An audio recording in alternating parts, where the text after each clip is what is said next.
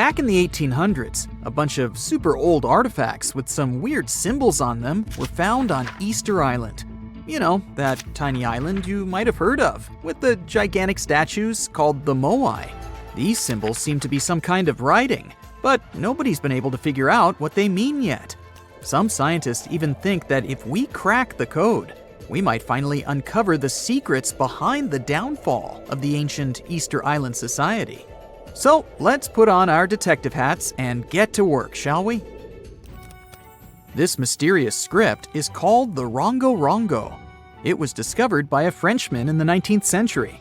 He stumbled upon 26 wooden tablets covered in weird hieroglyphs during his trip to the island in 1864. The locals seem to have drawn pictures of animals they had never seen before on the tablets, using sharp stones, and gave each one a unique name. He thought they were pretty cool and suspected that they might be a remnant of some ancient writing system. Another fun fact about Rongo Rongo: it's a word that comes from the local language of Easter Island, and it means to recite, to declaim, or to chant out. The wooden tablets on which these glyphs were found might not have been in the best shape when they were discovered. Some were weathered, burned, or damaged. The glyphs were also spotted on a Birdman statuette and 2 other ornaments. These words were written in between lines on the tablets. Some of them were even ridged, with the inscriptions falling within channels created by the fluting. The images themselves are shaped like humans, animals, plants, and geometric shapes. Quite a diverse group. And here's something interesting: every symbol with a head is oriented with the head facing up, either forward or to the right. The orientation of the writing is itself weird. According to a local tradition, the tools used to make the carvings were obsidian flakes, or small shark teeth. Deciphering these glyphs has proven to be a bit of a head-scratcher. 3 big barriers make it tricky: the limited number of texts overall, the lack of illustrations and context to help us understand them, and the fact that the language used on the tablets is not well known. Some people even think that these glyphs aren't real writing, but more like fancy symbols that don't have any real language behind them. It was also suggested that they might have been used as a sort of memory aid, or just for decoration.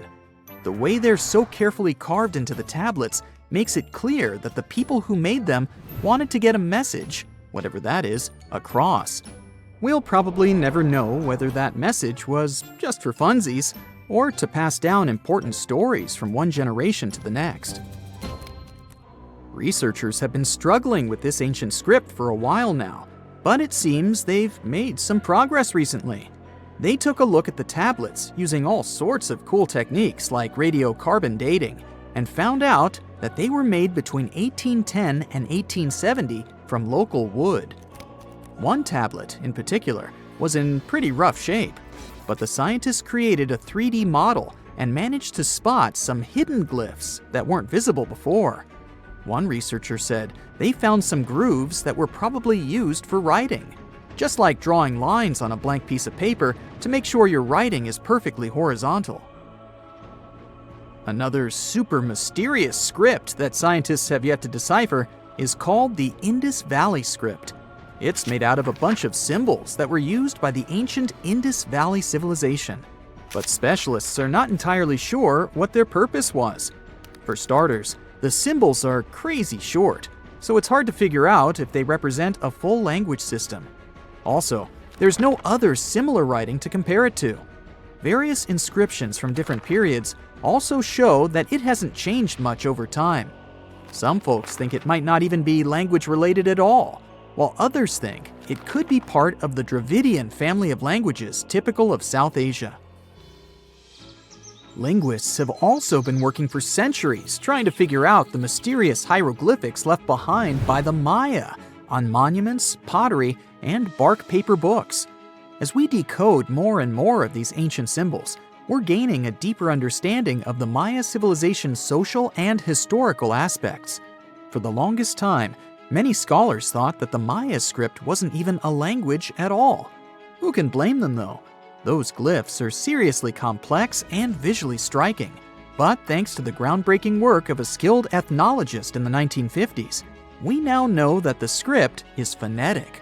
It's a way of spelling words where each letter represents a sound you make when you say it out loud.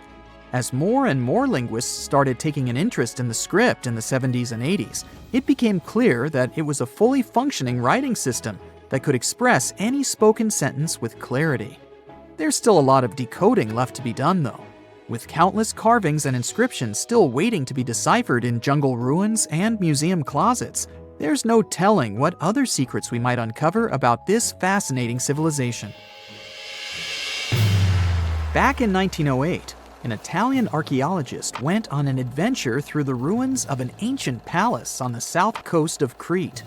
Among the dust and ashes in an underground depository, he stumbled upon something pretty cool, a golden-hued disc that was almost intact. This disc has become one of the most famous mysteries in archaeology history. It's called the Phaistos disc. It's a big clay plate that's covered on both sides with a spiral of weird stamped symbols that circle clockwise towards the center. These symbols are pictograms that show all sorts of things, like a person walking, a tattooed head, a helmet, an arrow, manacles, cats, eagles, and more. But here's the kicker. Nobody has been able to translate the symbols. Since then, many scholars have made attempts to decipher the code, but no luck so far. It's thought that the symbols might be part of Linear A, a script unconnected to any known language. But some experts suggest it could be syllabic writing related to various other languages, like Homeric Greek or Indo-European. Thousands of years ago, there was a mysterious European culture called the Vinca culture. These folks were so cool that they even had their own writing system, which is still one of the earliest known in the world. But there's a catch here too.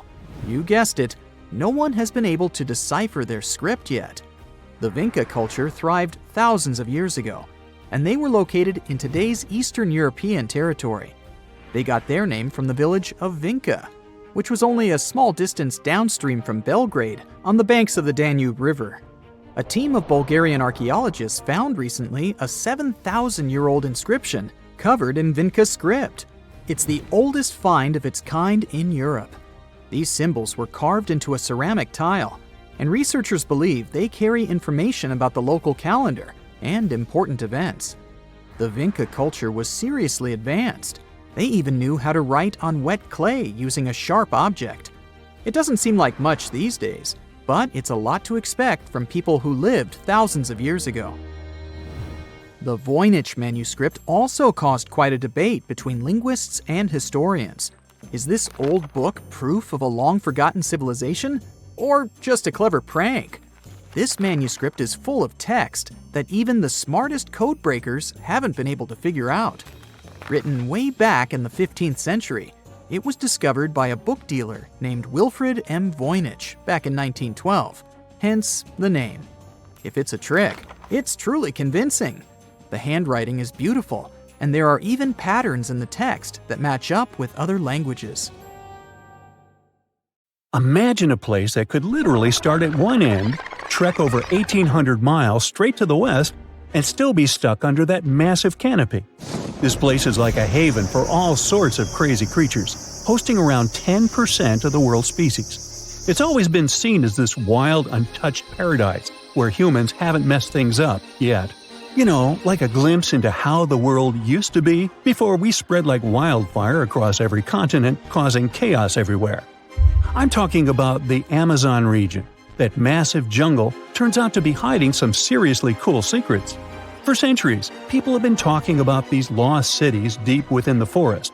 We're talking about El Dorado, the legendary city of gold that had Spanish explorers going crazy, venturing into uncharted territory, never to return. And even in the 20th century, the adventurous Perry Fawcett went looking for the lost city of Z and disappeared into the jungle, leaving us all hanging. Scientists have actually found evidence that ancient cities did exist in the Amazon. But how did they find these hidden ruins in such a dense and remote forest? Well, they've got this awesome technology called LiDAR. Basically, they hopped into a helicopter and used light-based remote sensing to digitally strip away the canopy and reveal the ancient ruins of a massive urban settlement around Llanos de Mojos in the Bolivian Amazon. The place was once home to the Kasarabi culture, which thrived from 500 to 1400 CE. They had these incredible urban centers with huge platform and pyramid structures. They even had raised causeways connecting different suburban-like settlements spread across miles and miles of land. These guys were seriously ahead of their time, and they had an epic water control and distribution system with reservoirs and canals. So yeah, the Amazon rainforest wasn't just some untouched wilderness. It was actually heavily populated and even urbanized for centuries before recorded history of the region began. But the thing is, a bunch of people turned a blind eye to the fact that there were actually some pretty cool architectural sites lurking around here that totally deserve some exploring. Scientists predict that in the next 10 to 20 years, we're going to uncover a ton of these cities, and some might even be bigger than the ones we're talking about here. Michael Heckenberger, an anthropologist with the University of Florida, points out that we've seen some similar settlement features, like moats and causeways, in other parts of the ancient Amazon. This new research reveals something totally mind-blowing.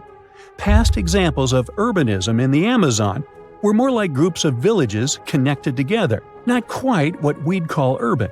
You see, they were missing those fancy larger centers with their grand architecture and stuff. But guess what? Llanos de Mojos has got them. This place is the real deal when it comes to a fully urbanized Amazonian landscape. So, in the Llanos de Mojos region, a bunch of ancient settlements have been found. These were home to the Kasarabi people, who were all about hunting, fishing, and farming maize. We're talking about hundreds of sites, spread across 1,700 square miles. But these sites were so remote and hidden in the tropical forest that it was like trying to find a proverbial needle in a haystack. A team of archaeologists weren't going to let that stop them, though. They decided to take to the skies and use some fancy LiDAR mapping technology. Just imagine an aircraft flying over the area, shooting out a bunch of infrared beams. These beams hit the ground and bounce back, giving us the distance to different objects. It's like creating a super detailed map from above. Using computer software, these genius scientists were able to strip away the trees from the images, revealing the Earth's surface and all the ancient archaeological goodies hidden beneath. And boy, did they strike gold. They found a whopping 26 unique sites, including 11 that nobody even knew existed before. So what about these 26 super cool sites? Among them, we've got Landavar and Kotoka, which are like these huge urban centers. And get this, we already knew they existed, but the new maps revealed they cover 1.5 and 1/2 square miles respectively. These centers are surrounded by moat and rampart fortifications, like something out of a medieval castle, and they've got all sorts of crazy stuff inside. We're talking artificial terraces, massive earthen platform buildings, and pyramids that reach over 70 feet tall. All these epic buildings are actually facing the north-northwest. It's like they were trying to align themselves with the cosmos or something. This kind of cosmic worldview can be found in other ancient sites in the Amazon too. Now, let's take a bird's-eye view and strip away all those pesky trees. We can see these two centers in all their glory, and they're actually connected to a whole network of settlements through a bunch of causeways. Picture it like spokes on a wheel, stretching out for miles. Canals also stretch out from these main centers and connect to rivers and Laguna San Jose. It's like they had their own water delivery system going on. These ancient guys totally reshaped the whole landscape with their crazy cosmology. The only bummer is that their impressive architecture was made from mud brick. While it looked amazing back then, it just wasn't as durable as the limestone used by the Maya. What happened to the Kasarabi and their settlements is still a big mystery. But based on dating at the sites, it looked like they disappeared around 1400 CE, way before Europeans arrived in the Amazon. One theory is that a massive drought hit the region and messed everything up. The researchers found these massive water reservoirs at various sites, which is pretty interesting, considering how rainy the Amazon is known to be. Who knows if they were for drinking water or farming fish and turtles? But hey, severe droughts have happened in the past, and it only takes a couple of bad harvests to make people pack up and move on. What's even more interesting is that these communities thrived in the same area where this guy Fawcett we mentioned before went missing while searching for his lost city of Z. Maybe he was onto something after all. This is how it was. Fawcett stumbled upon this super cool document called Manuscript 512 at the National Library of Brazil. It's believed to have been written by a Portuguese explorer. Now, according to this document, back in 1753, a group of explorers discovered the remains of an ancient city. It had arches, a statue, and even a temple with hieroglyphs. But the document didn't spill the beans on where this city was located. So Fawcett got all hyped up about finding this city and made it his secondary mission after his main goal of finding something called Z. At one point, he had to come back to Britain to run some errands, but in 1920 he decided to give it another shot. Fawcett went on a personal expedition to find the city, but it was unsuccessful. 5 years later, Fawcett, his son Jack, and their buddy Raleigh Rimmel disappeared in the Mato Grosso jungle. Some researchers think that Fawcett might have been influenced by info he got from indigenous folks about this place called Cohicagu. Turns out Cohicagu was discovered by Westerners in 1925, and it had the ruins of 20 towns and villages. Up to 50,000 people might have lived there. And get this, the discovery of other earthworks in southern Amazonia totally supports Fawcett's theory. In 2005, an American journalist wrote an article about Fawcett's crazy expeditions and discoveries. He called it The Lost City of Z. Catchy, right? Well, in 2009, he turned that article into a book with the same name. And in 2016, the super talented writer-director James Gray made it into a movie. Now, here's where things get a bit sad. The Amazon region is changing rapidly. Farming, ranching, and energy production are changing this incredible place. And guess what? Those untouched areas with ancient relics won't stay untouched for long. It's a race against time to document and preserve what's left of our past before it's lost forever. Back in December 2012, a lot of people were freaking out over the idea that the world might end in some catastrophic event. And it was all thanks to the famous Maya calendar. This ancient way of tracking time had been the subject of endless speculation. But one of its biggest mysteries was definitely an 819-day count found in some versions of the calendar. No one could explain why it was there or how it worked, until recently, when a group of researchers from Cambridge might have finally cracked the code. First things first, how does the Maya calendar work? So the system the Maya civilization used to track days was based on something we now call the calendar round. Think of it like 3 interlocking gears. These are 3 cycles working together. The first is a 365-day solar year, known as Hab. The second is a cycle of 20 names. And the third is a cycle of 13 numbers, which forms a 260-day sacred calendar, called Solkeen. Just like we'd say something like December 25th, 2025, they named their days based on how these 3 cycles lined up. For example, here we have the day 3 Manik and the 14th of the month Hop. It takes 52 years for the 3 cycles to align in the same way again. After that, the days start repeating. But this is where things start to get more complicated and mysterious. On some Mayan monuments, we have also found enigmatic inscriptions pointing to the existence of another cycle, the 819-day count.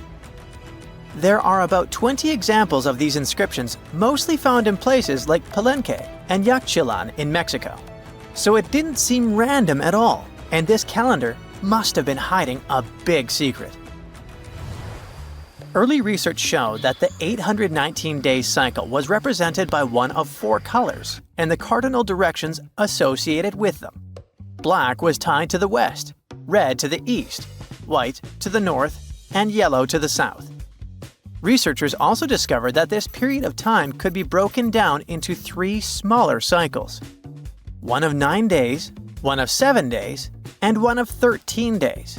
Multiply them together, and you'd get 819 days. Pretty cool, but why did they do that? This color scheme and the 3 cycles seemed like a basic level of interpretation, and experts were pretty sure its real purpose was still hidden from us. Another thing researchers noticed is that this strange count of days was mostly shown using a Y glyph, followed by a number. But in some cases, they also added a glyph representing Kawil. This was a powerful Maya deity, often associated with creation and lightning. He was usually symbolized by a torch coming out of his forehead, representing the spark of life. But in the 90s, a study suggested that when Kawil's inscription showed smoke and fire coming from his forehead, it could actually represent the planets Jupiter or Saturn, or maybe even both. Wait, that means that the 819 days count could be linked to both planets in some way. From there, research focused on figuring out what that link might be. The first conclusion is that this calendar might have helped the Maya track the movements of those planets in some way. Then they started noticing something interesting. These cycles could be specifically tied to the synodic periods of Jupiter and Saturn. By synodic periods, we mean the time it takes for a celestial body, like a planet, to return to the same or nearly the same position as seen from Earth. While this possibility was pretty exciting, something didn't quite add up. Each planet moves very differently, and trying to fit multiple planets into an 819-day span just didn't seem to work. In other words, this 4-part color-coded calendar system was simply too short to align perfectly with the synodic periods of the visible planets. So it looks like we're back to square one. This mystery had people scratching their heads for ages, until 2023, when specialists realized they might have been looking at it all wrong. Researchers actually needed to shift their perspective. Instead of seeing this system as 819 days, they needed to consider the number as representing timelines. And this period of time could be just a small part of a much, much bigger calendar. You see, as we said earlier, this cycle seemed to track the period when a planet became visible to people on Earth. To prove that these 819 cycles were timelines, not actual days, researchers needed a planet that could serve as a starting point to back up their theory. In this case, it was Mercury. And there's a pretty simple reason for that. Mercury's synodic period is 117 days, which fits perfectly into the calendar count. I mean, if you take 1819 and divide by 117, you get the number 7. So, Mercury is the only visible planet whose synodic cycle fits neatly into this period as whole numbers. Perfect. Now they had a solid starting point. From there, they needed to expand the calendar by increasing its length to 20 periods of 819 days. Suddenly, a pattern emerges. And just like that, all the synodic cycles of the planets fit perfectly into the system. For example, Saturn's synodic period from 378 days lines up perfectly after 6 819-day cycles. Venus aligns every 5 cycles. Jupiter every 19 cycles. And Mars, which takes the longest, needs 20 cycles. In other words, it takes about 45 years for Mars to align with the synodic periods of all visible planets. So, this is how researchers determined that the ancient civilization wasn't referring to days, but rather to timelines. The Maya astronomers came up with this count as part of a larger calendar system of 20 periods. But then a question comes up. Why was studying the synodic period so important to the Maya? Well, we don't have super specific answers about this mysterious calendar yet. But what we can say for sure is that the Maya truly believed in the powerful influence of the cosmos on daily life. So maybe they wanted to analyze how the movements of all the visible planets lined up with their other calendars. Of course, this system is just one part of the Maya's amazing and advanced understanding of astrology. And it wasn't just about using astrological cycles for planting and harvesting. They also had crazy specific knowledge, like how to predict solar eclipses. Archaeologists believe the Maya connection to the stars is reflected in the ruins of their world. Take the famous pyramid in the ancient city of Chichen Itza, located in Mexico's Yucatan Peninsula. If you look closely at the base of its staircase, you will see a snake's head carved in stone.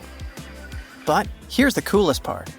During the spring and fall equinoxes, when day and night are exactly the same length, the sun casts sharp, triangular shadows on the staircase.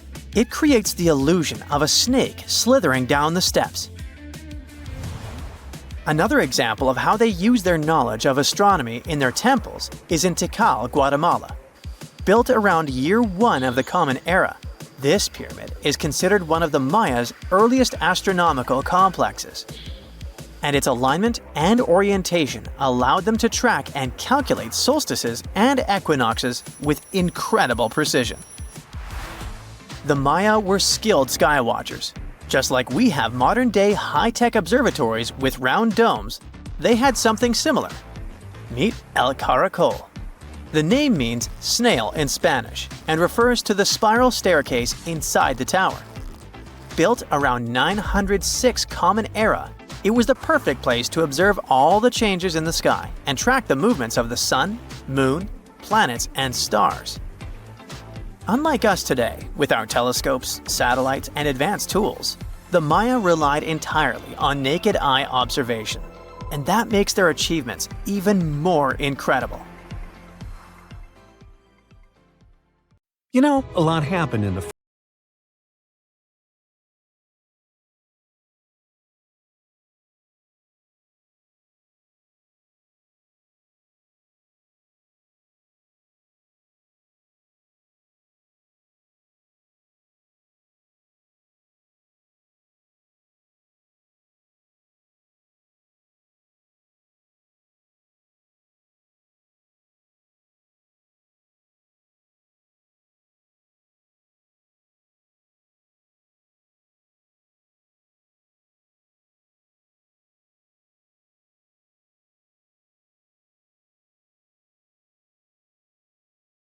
rainforests. Are you down for the ride? Rainforests are dense and difficult to access. If you were an archaeologist, I'm betting you'd find them quite threatening as well. That's actually one of the reasons why we've been kept in the dark for so long when it comes to the truth about the Mayans. But take a look at this. You'd expect to see ruins like this in places like Portugal, England, or the United States. I'm talking about 130-foot wide roads, painted white to help travelers journey through the nighttime. For scale, these roads were about half the size of an American football field. Huge, huh? Scientists recently unearthed a 110-mile network of roads such as these, and they think this dates back to before the first registered Mayan ruins we've known so far. These roadways, which sometimes ran over swampy ground and were even elevated at times, are being called the world's first superhighways. Even if there is no registry of animal-powered vehicles, it's believed that the Maya used them to travel around a network of possibly 964 settlements. They were built like a huge spider web, and from what archaeologists have gathered, they worked as an implied system of economic and social interactions. This completely debunks the traditional idea that the Mayan pre-classic period, which dates back to 1000 to 350 BCE, was made of small tribal settlements. Imagine the manpower and engineering ability you need to muster to build something close to these white highways. Scientists believe that these causeways were built pretty much the same way as the Mayans built their pyramids. Oh, and if you're wondering about these gigantic pieces of architecture, don't worry, we'll talk about them in a bit. Now, so far, scientists believe that the roads were built with a mixture of mud and quarry stone. Oh, and using several layers of limestone, of course. Researchers were only able to find all of this out because of a new technology called LiDAR imaging. Do you know how we've used sonar technology to map out the ocean bed? Well, this is very similar to that. But instead of using sounds, we use laser systems. This mapping system allows researchers to see through and beyond the thick canopies of forests. It's like we have X-ray vision. This is definitely a game changer. But lost Mayan cities began to be unearthed in the mid-20th century, and since then, ruins from cities such as Tikal, Palenque, and Uxmal have been rediscovered. But let's take a few steps back for a moment to get some context. The Mayans were one of the biggest pre-Columbian civilizations living in the Americas. Until now, experts believe that, at its apex, the Mayan civilization consisted of over 40 cities with a population of millions of people. That's a lot of folks. Their civilization spanned Mexico's Yucatan Peninsula, Guatemala, and Belize, and they survived mainly on agriculture. The thing is, the Yucatan Peninsula was an extremely difficult place to grow crops. So the Maya had to develop a complex irrigation system in most of their cities. They built a series of ceremonial buildings, pyramids, plazas, and even courts for playing ball. The Mayans might have been keen pyramid builders, but they also developed an advanced astronomical system. With whatever ancient technology they had, they were able to predict the exact location of planets, such as Venus and Mars, as well as the exact dates of eclipses. Now, let's take a look at some of their sites.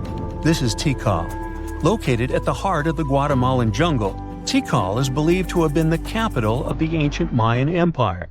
At its height, it was comparable in importance to such cities as London or New York in today's world. It is composed of a series of complex monuments. In total, the site has 12,000 buildings. The North Acropolis is Tikal's most ancient complex of monuments. Built solely by human hands around 350 BCE, it served as the resting place of kings and chiefs. Its monuments are up to 200 feet high. Back in the day, the step pyramid temples were painted a beautiful red. Mayans loved that color. Today, of course, you'll only see the limestone.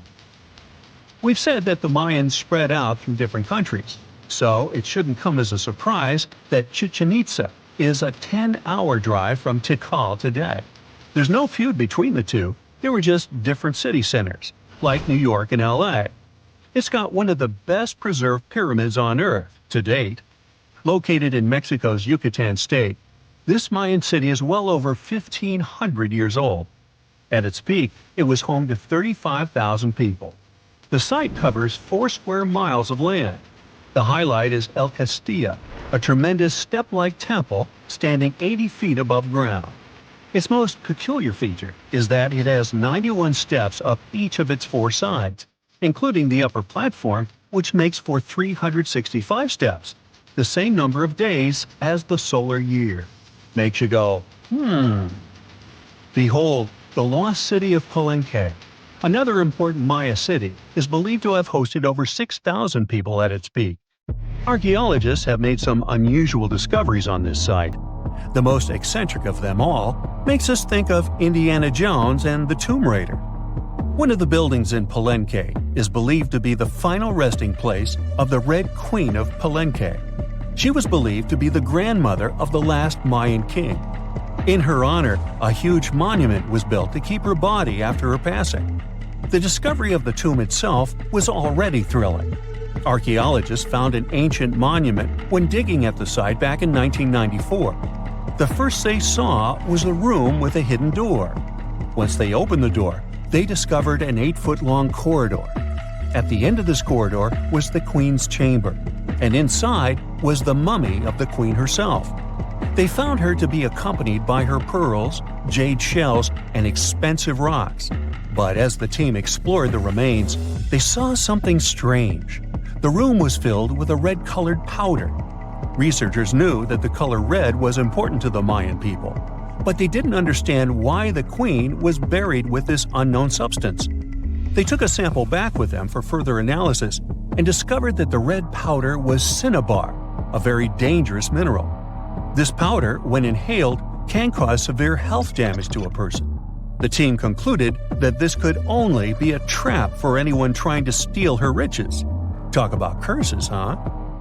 One thing that has always troubled researchers is the lack of evidence on the decline of this almighty empire. What could have been the cause of their demise? Was it a drought? Some disease? New research in 2017 did shed some light on this issue. Using data from a site called Ciabal, located southwest of Tikal, Scientists analyzed radiocarbon data from ceramics and archaeological excavations to extract new information about the unexpected passing of this great civilization. The information shows that instead of a sudden collapse, the Mayans most likely fell in waves of social instability and political crises. These events are believed to have deteriorated Mayan city centers and began causing the dispersion of the Mayan population. So, what's your take on the end of the story? You are lost deep within the jungle in the Yucatan Peninsula in Mexico. There are strange noises all around you, and to make it worse, the sun is setting. Soon, you'll be alone in the middle of an unknown rainforest. Guess it was a pretty bad idea to come looking for El Dorado on your own, wasn't it? You keep walking as fast as you can when suddenly, wait! What's this you're seeing? It looks like large stairways made out of stone. This definitely doesn't look natural, so you take a picture. Maybe you didn't strike gold, but you might have just found something relevant. Congratulations! You found Akamtun, a long-lost Mayan city. Hidden 37 miles into the jungle, the name literally translates to stone column. Stone was probably in at the time, so these guys used a lot of it to build their pyramids, houses, and even ball courts. If you ever thought that Europeans invented ball games, think twice. Mayans loved to play ball games for recreational purposes. Akamtun is part of a series of other long-lost Mayan cities that are being discovered with the help of new technology nowadays. We'll talk more about the other ones in a jiffy. Perhaps the biggest surprise of this one is that it was surrounded by wetlands, which is why the city was built on high ground. The city was monumental, covering an area of over 120 acres. That would be as big as 90 football fields right next to each other. Scientists have found proof that Akamtun had pyramids of up to 49 feet high, and that it was likely an important social hub between 250 and 1000 CE. This is definitely a game changer. But lost Mayan cities began to be unearthed in the 19th century. Modern technologies, such as LiDAR imaging, help archaeologists see through dense canopies of the forests. This means that people don't really have to risk getting lost in the tropical jungle like you did at the beginning of this video. LiDAR works sort of like an X-ray. It sends out laser beams that can detect any signs of ruins or ancient constructions. According to space archaeologist Sarah Parchak, satellite imagery has been a key player in discovering ancient cities in South America, Egypt, and other places. Sarah herself spends most of her days scouring images for any signs of where there could have been cities long ago. She says that more often than not, what happens is that ruins are covered by vegetation, soil, or sand, which makes them super tricky to find. But thanks to these awesome tools, scientists also made the huge discovery of ancient Mayan causeways, which spread throughout old Mayan territories. I mean, take a look at these roadways. You'd expect to see ruins like this in places such as Portugal, England, or the United States. I'm talking about 130 feet wide roads painted white to help travelers journey through the nighttime. Scientists recently unearthed a 110-mile network of roads such as these, and they think this dates back to before the first registered Mayan highways we've known so far. These roadways, which sometimes ran over the swampy ground and were even elevated at times, are being called the world's first superhighways. Even if there is no registry of animal-powered vehicles, it's believed that the Maya used them to travel around a network of possible 964 settlements. They were built like a huge spiderweb, and from what archaeologists have gathered, this huge system of roads worked to connect a big system of economic and social interactions between Mayan cities. This completely debunks the traditional idea that the Mayan pre-classic period, which dates back to 2000 BCE, was made of small, tribal settlements. Imagine the manpower and engineering ability you need to muster to build something close to these white highways. Scientists believe that these causeways were built pretty much the same way as the Mayans built their pyramids, with a mixture of mud and quarry stone. Oh, and using several layers of limestone to make them white. That's pretty cool, right? But let's take a few steps back for a moment to get some context. The Mayans were one of the biggest pre-Columbian civilizations living in the Americas. Until now, experts believe that at its apex, the Mayan civilization consisted of over 40 cities with a population of millions of people. That's a lot of folks. Their civilization spanned Mexico's Yucatan Peninsula, Guatemala, and Belize. And they survived mainly on agriculture. The thing is, the Yucatan Peninsula was an extremely difficult place to grow crops. So the Mayans had to develop a complex irrigation system in most of their cities. They built a series of ceremonial buildings, pyramids, and plazas. The Mayans might have been keen pyramid builders, but they also developed an advanced astronomical system. With whatever ancient technology they had, they were able to predict the exact location of planets such as Venus and Mars, as well as the exact dates of eclipses. If you've ever seen examples of ancient Mayan cities, this is Tikal. Located at the heart of the Guatemalan jungle, Tikal is believed to have been the capital of the ancient Mayan conquest state. At its height, it was comparable in importance to cities such as London or New York in today's world. It's composed of a series of complex monuments. The North Acropolis is one of Tikal's most ancient complexes of monuments. Built solely by human hands around 350 BCE, it served as the resting place of kings and chiefs. Its monuments are up to 200 feet high. Back in the day, the step pyramid temples were painted a beautiful red. Mayans loved that color. Today, of course, you'll only see the limestone. Then there's Chichen Itza. It's got one of the best preserved pyramids on Earth to date. Located in Mexico's Yucatan state, this Mayan city is well over 1,500 years old. At its peak, it was home to 35,000 people. The site covers 4 square miles of land. The highlight is El Castillo, a tremendous step-like temple standing 80 feet above ground. Its most peculiar feature is that it has 91 steps up each of its 4 sides, including the upper platform, which makes for 365 steps, the same number of days as the solar year. You can see that these folks were a pretty big deal, huh? That's why nobody can really understand what happened to them. There's a big lack of evidence on the decline of this almighty empire. What could have been the cause of their demise? Was it a drought? New research in 2017 did bring some new discoveries into the mix. Using data from a site at Ceibal, located at southwest of Tikal, scientists analyzed radiocarbon data from ceramics and archaeological excavations to extract new information about the unexpected demise of this great civilization. The information shows that instead of a sudden collapse, the Mayans most likely fell in waves of social instability and political crises. These events are believed to have deteriorated Mayan city centers and began causing the dispersion of the Mayan population. It's hard to pinpoint the exact causes, though. But hey, recent discoveries are shedding a big light on humanity's past. Not only about the Mayan Empire, but about other long-lost civilizations of South America.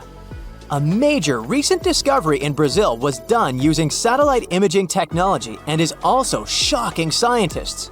Some images from near the Xingu River, also in the Amazon, suggest that cities of millions of people might have existed inside the jungle, way before our modern civilization ever existed.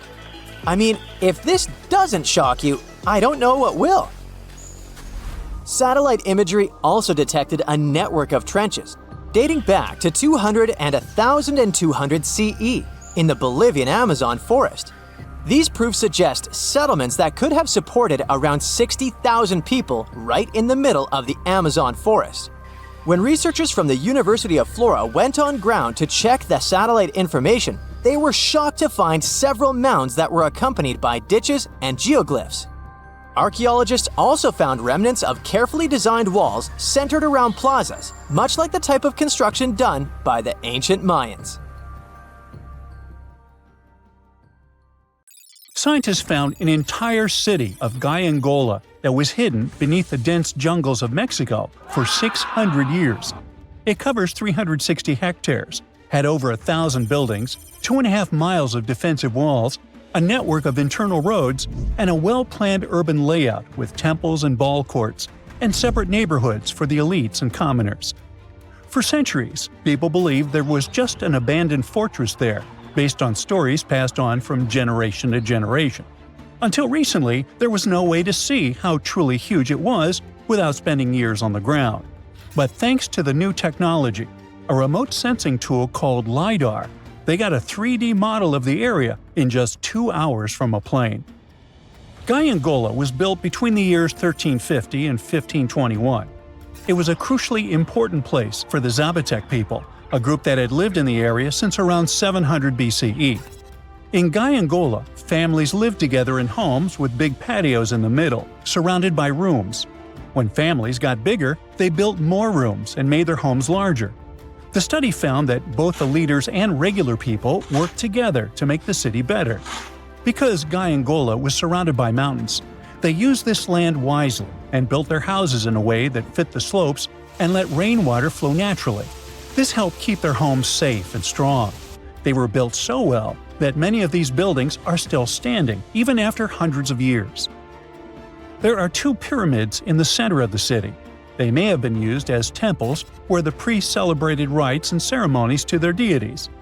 The priests brought offerings to the altars, and the people assembled at the 2 squares that are now sunken. Then, there is also a palace with 64 rooms, some of them with circular columns on several sloped terraces. There are patios with many stairways all connected to each other. The sensing tool also found a round-shaped lookout point on a natural rock, where the Zapotec people could see their foes approaching from a distance. Researchers also noticed 2 circular structures that could have been used to watch the stars and measure time. They also found some tombs, so there was most definitely a city cemetery. By the end of the 1400s, the Zapotec people controlled a large territory on the Pacific coast and had successfully defended their land from the Aztecs, who were trying to take over more territory. They did the almost impossible and survived a 7-month-long siege at Gayangula. When they won this conflict and kept control of the southern part of Mesoamerica, the Zapotecs didn't need to live in Gayangula anymore. Staying in the mountains had its pros, but they needed fresh water and good farmland to grow food. The small city of Tehuantepec, just 12 miles away, had these conditions, so they moved there just before the Spanish arrived in 1521. Over time, Zapotec traditions started to fade, but their culture didn't disappear completely, and more than 300,000 Zapotec people still live in Oaxaca state in Mexico. They speak their own languages and keep their traditions alive. Creating the 3D model of the lost city is just the beginning of the research. Archaeologists hope that future studies of Gayangula will help us learn more about how the Zapotecs were organized, how they ruled their cities, and how they interacted with the Spanish when they arrived. They plan to study all 1,100 buildings found in the LiDAR scan, and it will take a few years.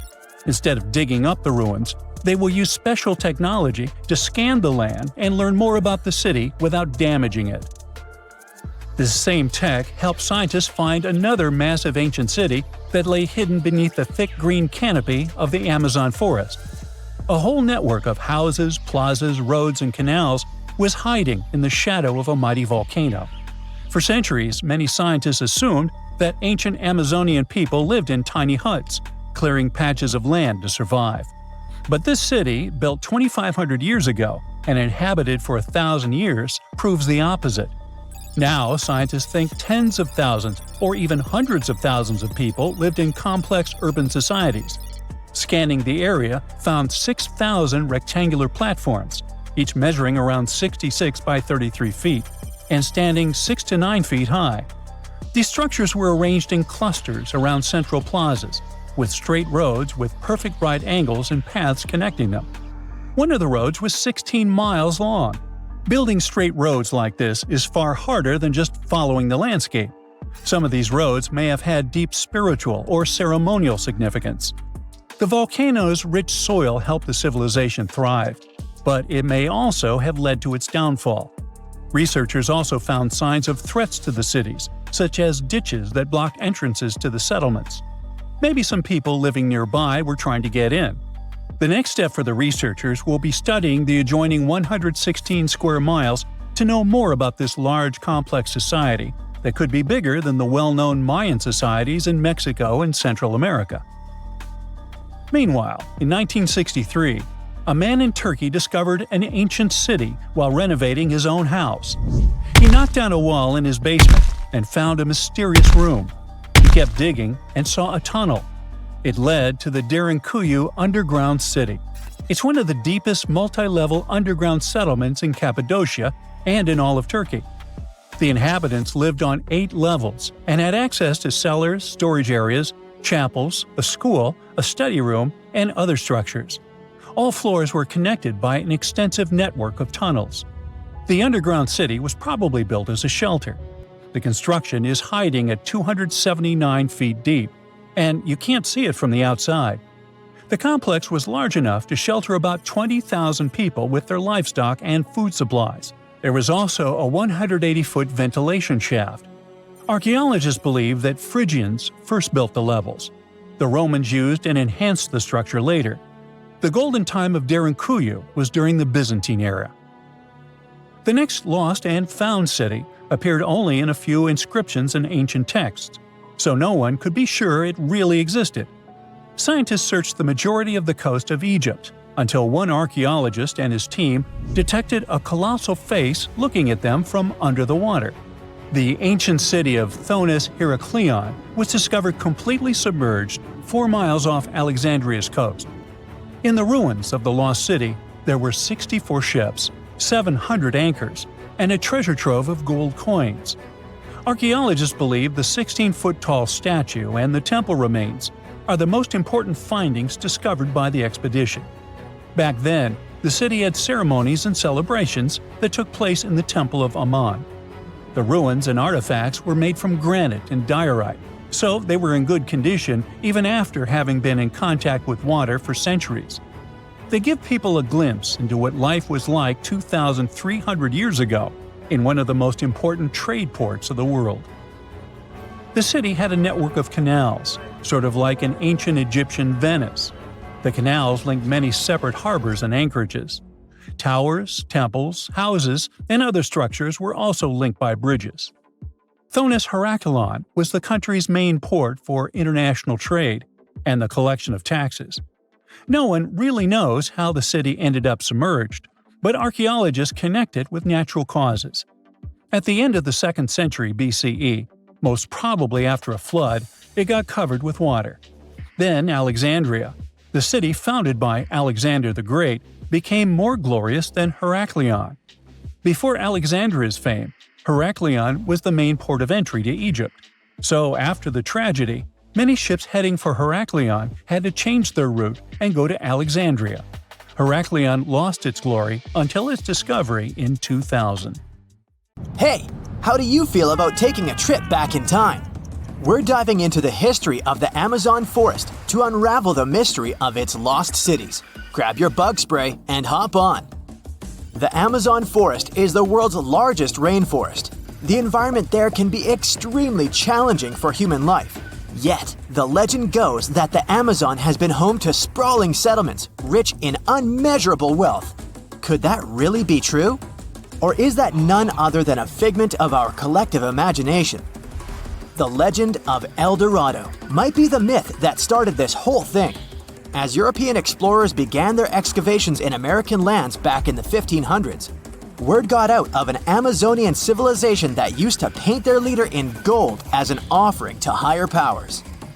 The legend of El Hombre Dorado, aka the Golden Man, began to quickly spread around Europe. Explorers got excited at the possibility of finding an infinite amount of gold somewhere deep within the Latin American jungle. And as you can imagine, expeditions to the continent began to multiply with each passing year. It didn't take long before explorers found this civilization. They were known as the Muisca people and were located in Colombia, near Lake Gudavia. The Muisca people had a tradition of painting their leader, aka the Zipa, from head to toe in gold. In a ceremonial gesture, the Zipa would swim into the river, spreading gold dust all over the lake. For the Muisca, This was their way of acknowledging and thanking the higher powers of the universe they believed in. When European explorers heard and witnessed this practice, they were amazed. For them, gold was used solely for commercial purposes as their main currency for trade. This made them think that the Muisca people must have stacks and stacks of gold hidden somewhere in the jungle for them to use it so abundantly. Well, that's how the legend of El Dorado was born. What was once the practice of El Hombre Dorado traveled on word of mouth until it became El Dorado, a fictional city that was most likely to hide piles of gold. The hunt for this city led Europeans to spend large amounts of money to scour the Amazon forest. Unfortunately, all of their expeditions came back empty-handed. That is, if they ever came back at all. Now, jump to the beginning of the 1900s. In England, the Royal Geographic Society, a prestigious British institution, was looking for somebody willing to travel down to Latin America to trace the border between Brazil and Bolivia. More specifically, the part of the border that is nestled deep within the Amazon rainforest. One Sir Percy Fawcett was a Latin American aficionado, and he gladly volunteered to do the job. Oh, it's important to note that the Amazon forest is virtually the size of the continental USA. It sprawls across 8 countries, including Brazil, Peru, and Bolivia. And trust me, getting around is no easy feat. The jungle is covered in dense vegetation, and in addition to that, it's home to insane predators such as anaconda snakes, panthers, crocodiles, piranhas, and so on. But despite all that, Fawcett was very successful in his mapping adventure and seemed to be wanting to come back more. Back in England, Fawcett would scour diaries from other explorers hoping to learn more about the ancient Amazonian civilizations. He would read about the Incas and the Mayans and the great empires they built. He believed that if the Incas were capable of building empires that stretched over 2 million square miles, this could mean that other Amazonian civilizations could have thrived there too. During his research, Fawcett came across a report from a 16th century explorer. The report told of a city deep within the Amazon forest that held unimaginable quantities of minerals. A town that stretched for 15 miles without any space from a house to house. This report fueled Fawcett's imagination to a new extreme. From then on, he became obsessed with finding what he called the lost city of Z. Over years, Fawcett searched the Amazon forest, usually looking for stone ruins that could possibly indicate human settlements. On his later expeditions, he focused on exploring the state of Mato Grosso in central Brazil. He would travel from Europe and into the lower region of the Xingu River. The trip to the Xingu would take him around 14 days on foot. Then, he would set sail in small wooden boats accompanied by local indigenous leaders that knew the region better than anyone. How he communicated with the indigenous population is still a mystery, since they only spoke in local dialects. Some scientists believe that this could have been the real reason why he never found the city. They believed he wasn't able to communicate what exactly he was looking for. And this was not his greatest difficulty. As we've said before, Amazon is not a kind place for its visitors. In his diaries, Fawcett tells of encounters with a 60-foot-long anaconda, which he bravely survived. He writes of endless sleepless nights and waking up with his hands and feet swollen from mosquito bites. Some of his peers said he was invincible and tireless, but the day came during his 8th expedition when he didn't make it back home. Fawcett disappeared without leaving any trace behind. Some even suspect that he was close to reaching his lifelong goal. On the day of his disappearance, he sent an optimistic letter to his wife saying there was nothing to fear, and that he was setting out on a certain final search. Fawcett's failed attempt to find ruins seemed to support what had become a consensus among experts at the time, that this rainforest was too inhospitable to support large, complex societies, let alone cities. Experts were convinced that the Amazon's lost cities were nothing more than fiction. That is, until the 1960s, when modern research began to find evidence that suggested otherwise. Scientists discovered patches of extremely fertile soil, They called it Black Earth. And apparently, they found lots of it in the Amazon, especially alongside rivers. Further research even showed that such soil was created by human waste or the intentional burning of forests, which adds nutrients to the soil below, which could only mean bingo! The discovery of Black Earth was the evidence that large-scale agriculture was possible and probably did exist amidst the Amazon, confirming that settlements could have formed there after all. In the 1990s, along the Xingsu River in Brazil, a team of archaeologists from the University of Florida made a remarkable discovery. Working alongside local indigenous people, they found very long ditches. After mapping them, they realized that these ditches were a sign of a big settlement. They were remnants of carefully designed walls centered around a plaza. Some were roads that led to more settlements. In fact, just this part of the Amazon, about the size of New Jersey, was once a network of dozens of settlements that experts believe could have been home to at least 50,000 people between 1250 and 1650 CE. Other discoveries were possible thanks to LiDAR imaging, a type of technology that allows researchers to take satellite pictures of the forest's ground without having to step inside of it. A network of trenches in Acre, Brazil, dates back to 200 to 1200 CE. These suggest settlements that could have supported 60,000 people. Other images from near the Xingu River suggest cities that could have housed about 50 million people. These were the lost cities of the Amazon. Believe it or not, these images suggest that Fawcett was very close to a major discovery. He was looking for the ruins in the right place, but he was looking for the wrong thing. Unlike cities such as Cusco, which used stone as their primary material, Amazonian settlements used wood and earth to build their cities. These materials are highly deteriorating and probably decomposed over time. Finding them required a bit more technology than what Fawcett had available at his time. Imagine you could spend an entire week scanning ancient ruins and taking photographs of the world's most surreal archaeological sites. Would you be up for it? So, let's do some digging. The first stop on your busy itinerary is Southeast Asia. It's home to some pretty cool ruins. You start in Bagan, located in the hinterlands of Myanmar. There are many ways to visit the site, and you're glad you've booked 2 different experiences. The first one is a hot air balloon trip at sunrise. Right before dawn, you board the balloon, and as soon as the sun starts to appear on the horizon, you begin your flight over the marvelous area.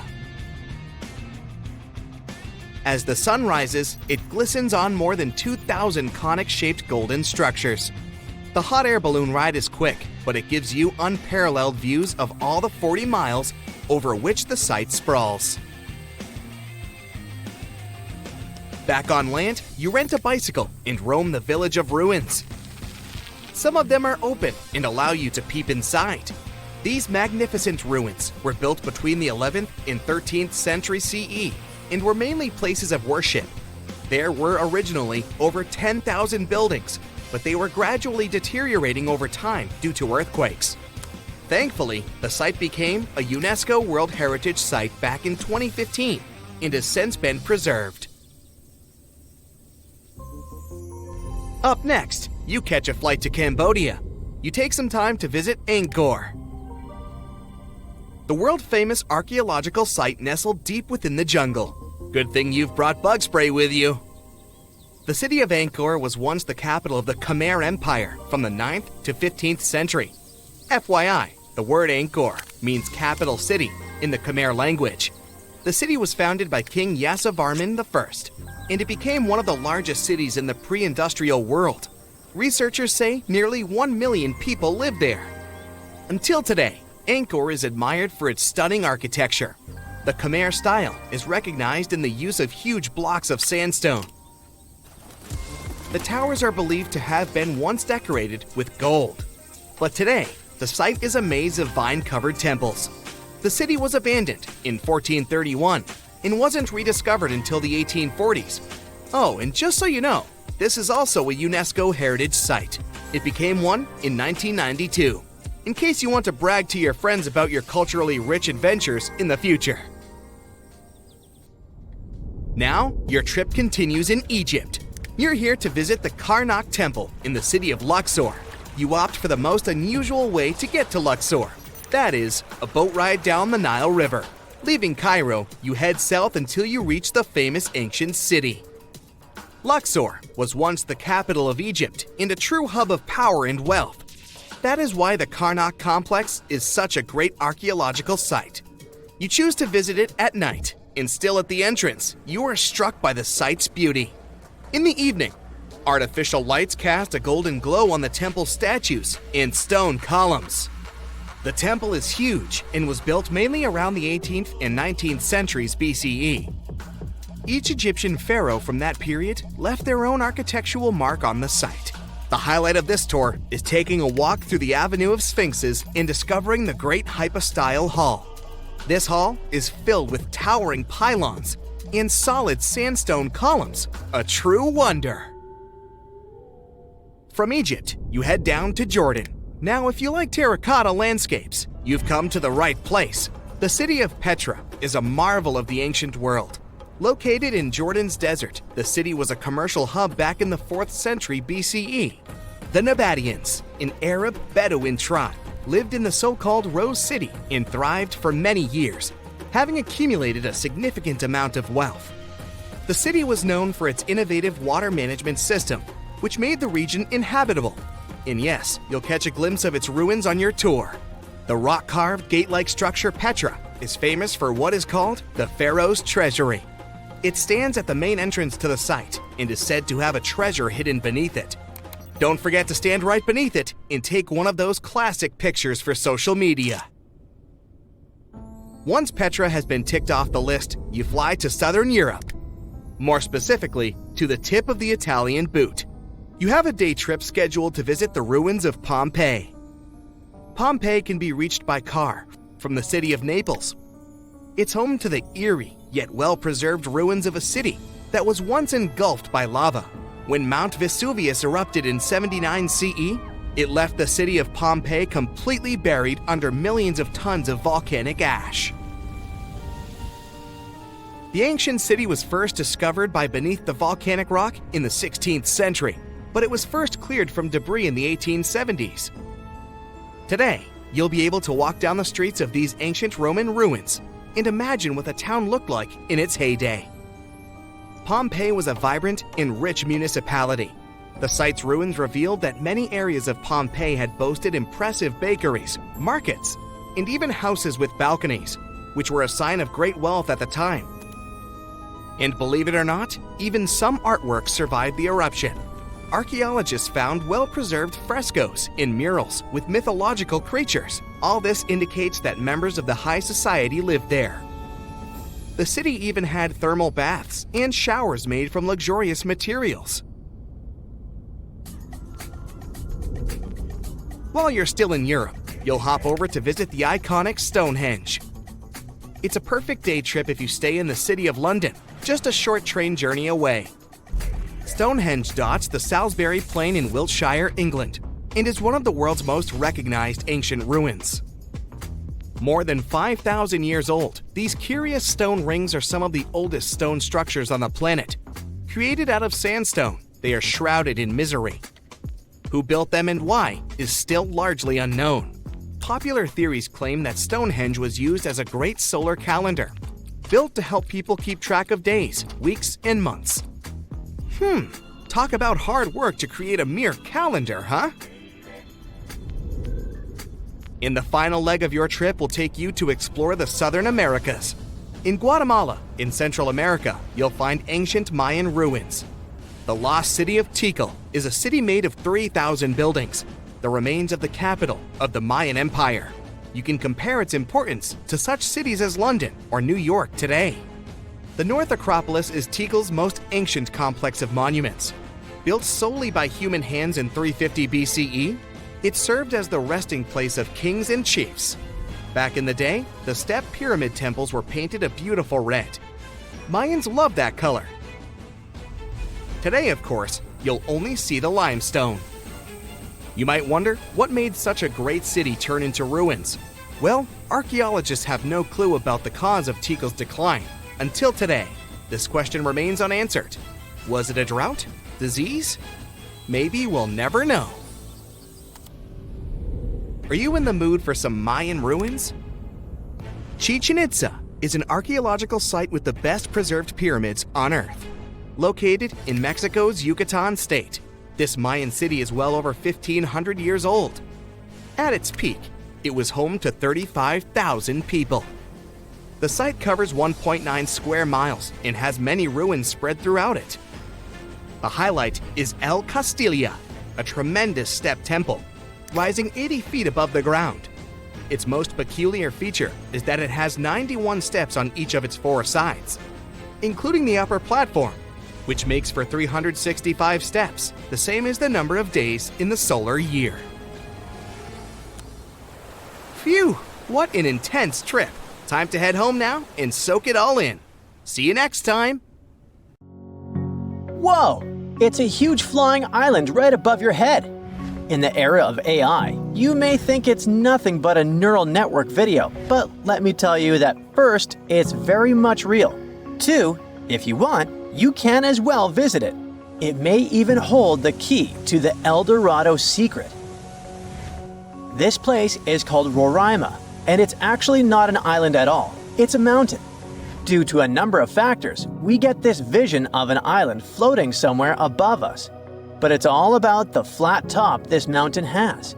There's no standard peak, so it looks flat and the thick clouds get blended into the skies, thus creating this optical illusion.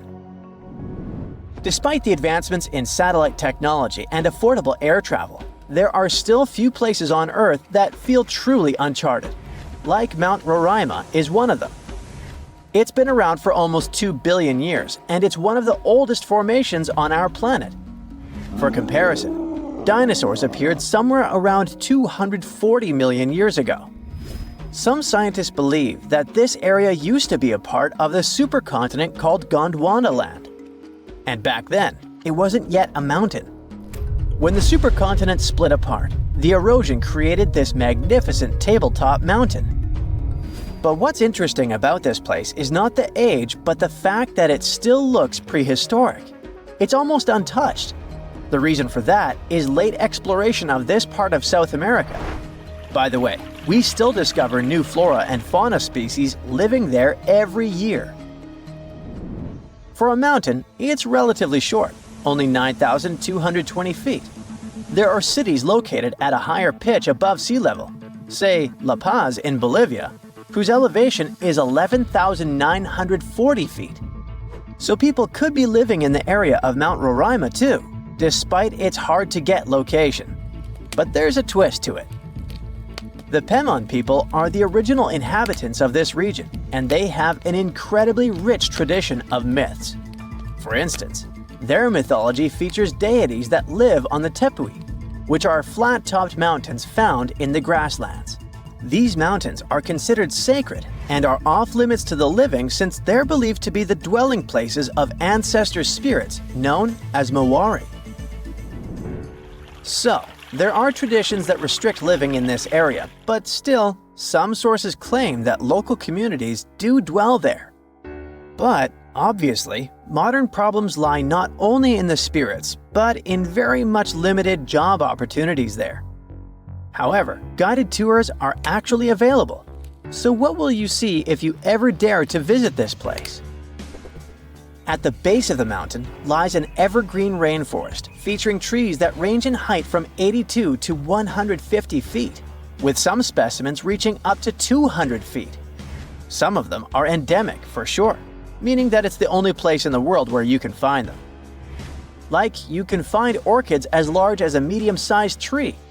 It's not a surprise because due to the remoteness of this place, species here may have followed a completely different evolutionary trail, unlike most of the flora and fauna on our planet.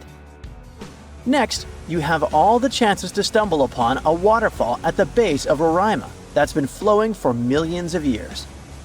Fun fact, there are no rivers on Roraima summit. but the rainfall seeping through the porous rocks create this incredible view. All combined together make it look like some lost world, right? By the way, Sir Arthur Conan Doyle was inspired by Tepui, these tabletop mountains, when he was writing his The Lost World novel. Yep, it's not only Sherlock he was famous for. Among these natural wonders, Roraima stands out as the most accessible Tepui. There are more similar formations, but they're way less trek-friendly. Yeah, amongst other mountains, Roraima may be the easiest to get to, but still, it is very hard to get there, even taking into account all the modern technologies. So, how did the discovery happen? Hard to say for sure, but there is a theory backed up by official records. Back in the 16th century, here was this Sir Walter Raleigh. Look at his fancy collar and mustache. He was one of the most important people during the Elizabethan period. In 1594, he got to know about a great golden city near the Caroni River. That idea stuck in his mind. Maybe it was something like a get-rich-quick scheme for him. Anyways, 1 year later, he went to explore what is now Guyana and eastern Venezuela, and he described precisely Mount Roraima. On March 22, 1595, an English fleet led by Walter Raleigh showed up off the coast of Trinidad. Raleigh tried to make nice with the Spanish settlers there by trading and even inviting them aboard his ships for some entertainment. After a few drinks, the Spaniards opened up about a person having some particular activities in Guyana, sharing insights about the land's geography and the treasures they believed were hidden inland. Fast forward to April 7th, Raleigh pulled off a surprise attack on the town of San Jose and managed to capture this very person. After squeezing him for information, Raleigh declared his own plan to head into Guyana on a quest for the legendary Golden City. Since his ships couldn't navigate the narrow channels of the Orinoco Delta, Raleigh had his carpenters modify one of them, likely a galleass, to only draw 5 feet of water. This ship could carry 60 men, while another 40 were split among smaller boats. Progress was slow as they navigated through the delta, getting lost in what Raleigh described as a labyrinth of rivers. Eventually, they made their way to the Caño Manamo, and then into the main Orinoco River. A bit further upstream, where the Orinoco meets the Caroni, Raleigh encountered a native chief named Topiawari, and they hit it off. Topiawari revealed that his people had been pushed out of inland Guyana by a fierce tribe from the west. This fed into the prevailing belief, shared by both the Spanish and Raleigh, that El Dorado was home to runaway Incas from Peru. Topiawari also mentioned that the invading tribe was rich in gold, claiming that their nearest town, just a 4-day trek south, was the source of gold plates that were being traded far and wide. But he hinted that even finer treasures lay deeper in the land. Raleigh then made his way to the mouth of the Caroni, but strong currents halted any further progress. He sent out 2 scouting groups on land, while he led a 3rd one. They unearthed a few shiny stones that they eagerly dug out of the ground, but most turned out to be worthless. They learned that a massive lake about 40 miles wide lay at the head of the Caroni, filled with alluvial gold. However, with no way to move forward and the Orinoco's waters rising, Raleigh had to call off the expedition, hoping to come back when conditions were better. It wasn't until 1616, over 20 years later, that Raleigh got the go-ahead from James I for a second try in Guyana. He assured the king he could retrieve a lot of gold from a mine near the Caroni that he had heard about on his earlier trip. James specifically ordered him not to clash with the Spanish, who were still controlling the Orinoco area. When Raleigh arrived in South America, he stayed on the ship while sending Lawrence Kemmys and a team to look for the mine.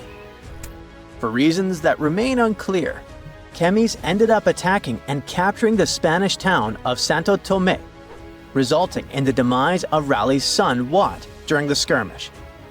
Unable to find the mine, the crew returned to the ship, and facing Raleigh's anger, Kemmys took his own life.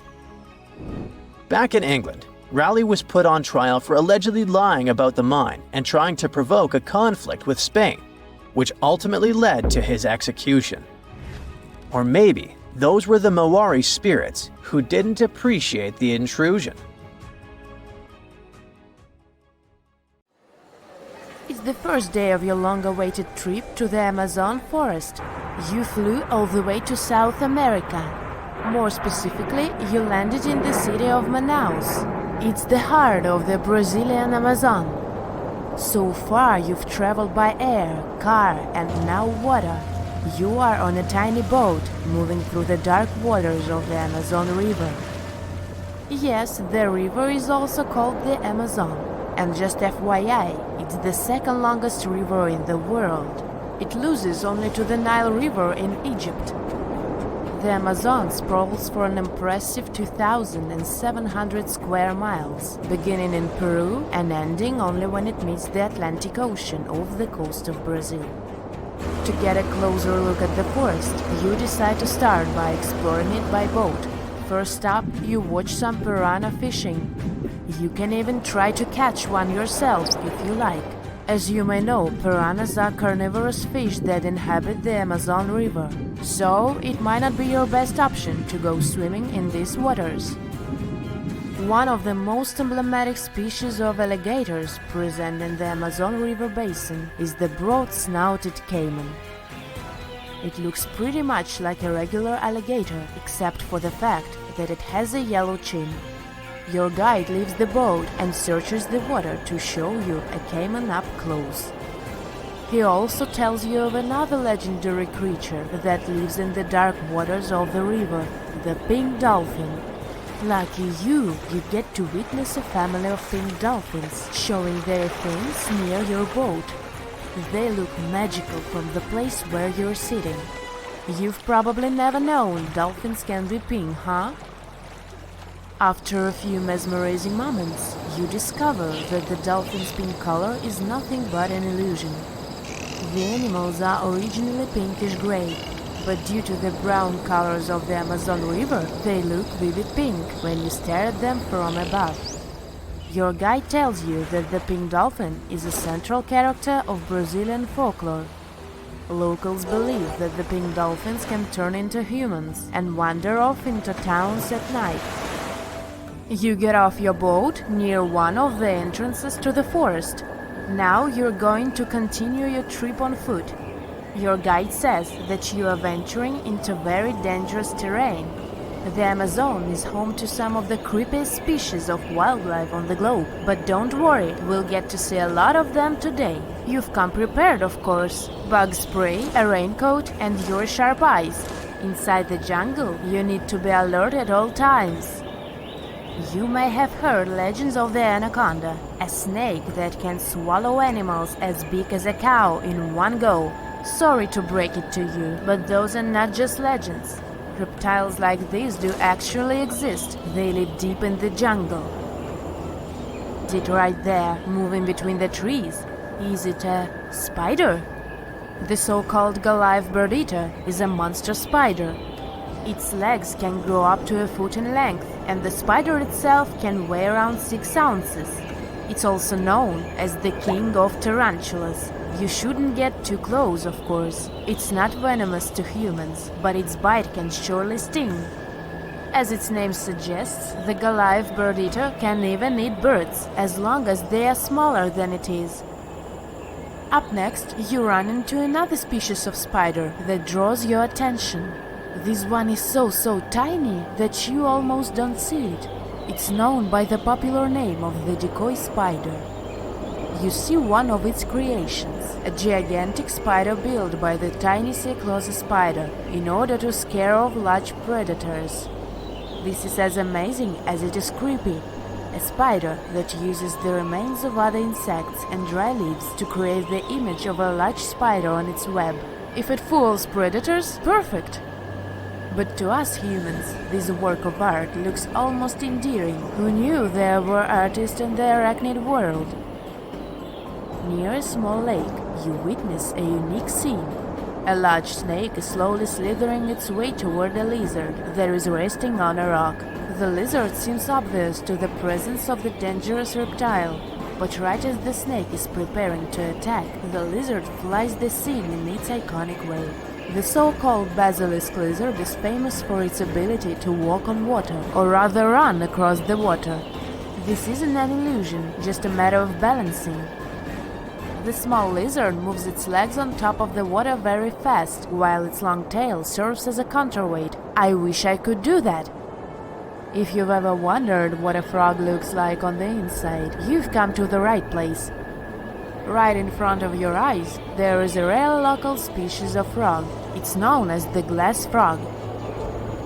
This species of amphibian has a type of transparent skin that is completely see-through. In other words, you can see the frog's interior with astounding clarity. It's as if you had X-ray vision. Moving on with your journey, soon you come across a pond. Floating on its water is probably the biggest water lily you've ever seen in your life. These huge plants are also known as the Victoria Amazonica. They can measure up to 8 feet across and hold the weight of a grown-up person. But I wouldn't recommend trying to climb on it if I were you, just cause, you know, it's the Amazon forest we're talking about. The wildlife here is amazing, but the forest itself is also a sight. There are over 80,000 species of plants and trees grown in the Amazon rainforest. In fact, you can find 10% of all the world's wildlife in this jungle. An estimated 400 billion trees grow on the gigantic area the forest occupies. Of course, this place is bound to be biodiverse, right? You won't be able to witness this phenomenon during your trip, but your guide tells you about a unique species of tree that is famous for being able to walk. Yep, you've heard correctly. There are walking trees in the Amazon rainforest. They don't have legs or anything like that, but they do move around in search of better lighting conditions. The Amazon canopy is so thick that only 1% of sunlight can reach the forest floor. Because of this, some trees end up getting less sunlight than others. The so-called walking palm trees seem to be adapted to this situation. They grow new roots, which helps them move for 1 to 2 inches per day. They can walk up to 65 feet per year. Maybe that's what inspired John Ronald Reuel Tolkien to create ants, huh? Those are pretty similar tree beings that roam freely around the world. I kid you not, it's not only wildlife that inhabits the Amazon. Actually, over 30 million people live in the forest. And there are also ancient settlements that scientists believe to have been thriving there. And I'm not talking about El Dorado, that's just a myth. But in 2018, a groundbreaking study showed that up to 1 million people probably inhabited the Amazon, between 1,250 and 1,500 CE. Can you imagine that? Working alongside local indigenous people, researchers from the University of Florida found several mounds in the Amazon. Besides these mounds, they also discovered interesting ditches and geoglyphs. After mapping all of these recurring mounds, scientists understood that this was a sign of an ancient settlement. They found remnants of carefully designed walls centered around plazas. This could only mean that these ancient cities were big and could host hundreds of thousands of people. These findings brought back the idea that the Amazon could have been home to thriving civilizations way before the Europeans arrived there. But rather than cities drenched in gold, they were simply well-developed agricultural societies. Let's do a thought experiment together, shall we? Now, imagine you're climbing the Himalayas. However, you're lost. Where you are seems to be an isolated valley. You used all your food and water source and don't know which way to go. You're so out of energy that you don't even know if you'll be able to get back home. Suddenly, in the distance, you see a sage-looking man walking towards you. However, you can't help but to close your eyes as you are defeated by fatigue. You open your eyes to a totally new place. The sage is sitting right next to you. He says, "Hello, traveler, and welcome to the land of immortals." That sounds like the beginning of an Indiana Jones movie, right? But what if I told you that such a place actually is said to exist, according to some legends, beliefs, and ancient texts? Indian Tibetan texts mention a place called Gyangai, also known as Shambhala or Shangri-La, depending on different cultures. This legendary city is the home of immortal beings and is a land of spiritual enlightenment. Take one of its names, Shambhala, for example. It literally means the source of happiness in the Sanskrit language. So, accordingly, you would expect this celestial kingdom to be surrounded by all things of great beauty and wonder, with gardens and other mighty and majestic structures. The ancient beliefs and myths state that when you enter Gyangai, you will immediately be reminded of the structure of a lotus flower with 8 petals. The place is surrounded by mountains covered with snow. It has beautiful waterfalls, crowning into a pure and divine lake, and its water has extremely strong therapeutic powers. The whole place is illuminated by milky white light at all times, and this is neither due to the sun nor the moon. There are also phosphoric plants that can give desired light on voice commands. 100 types of other delightful flowers keep blooming all year round in its gardens, in addition to countless trees where delicious fruits grow. But one tree is known to be the most special one, and that is the tree of immortality, or the tree of life. Described as a shimmering crystal, it stands at the center of Gyangai and unites the skies, the earth, and the underworld. The fruits of it resemble an abstract form of Sri Yantra, a mystical diagram used in Hinduism, which consists of 9 interlocking triangles. However, nobody is allowed to take these fruits out of Gyangai itself. The only way to do it is if you get permission from the inhabitants of the city. This brings us to the question of who lives in this magical and mystical city. According to the legends, Gyangai is inhabited by a great number of advanced masters, or in other words, sages, who subtly guide the destiny of the world through meditation. They are eternal beings who are not affected by any human desires or sorrows. Their duty is to protect the spiritual teachings of the world and work for the good of humanity, as well as all conscious beings. It's also believed that during a time of great chaos in the world, the 25th ruler of this Gyangai will appear among them to lead the planet to a better future. These sages and eternal beings who live there are somehow also the protectors of Gyangai. So, if you were thinking of just casually walking into this place with a map in your hands, sorry to inform you, but that's not happening. First of all, no one really knows where exactly Gyangai is. Some people believe it's in a remote valley in the Himalayas. Some claim it's in a hidden cave. There are also people who think it's on a mountain range, and others suspect it's on a secluded plateau.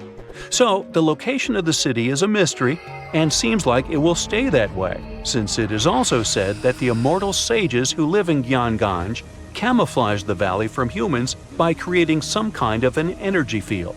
So, Google Maps can't help you with it either. That's why some even suggest, including the Dalai Lama, that it exists in a different plane of reality altogether. In some of the ancient texts, there are actually a few instructions on how to access Gyangai. However, the directions are said to be incomprehensible, the way I get sometimes. But let's pretend for a second that you did crack the instructions, and the immortal beings living there were willing to grant you entrance. Unfortunately, you still might not be able to enter this cosmic city, and here's why. It is believed that only enlightened masters or sages who have a certain karmic connection with it will be able to reach there. So, what do the eternal beings of such a magical place do there? Remember, they have all the time in their hands. The ancient texts state that Gyangai has a center and 16 areas that are all meant for 16 different sciences to be studied.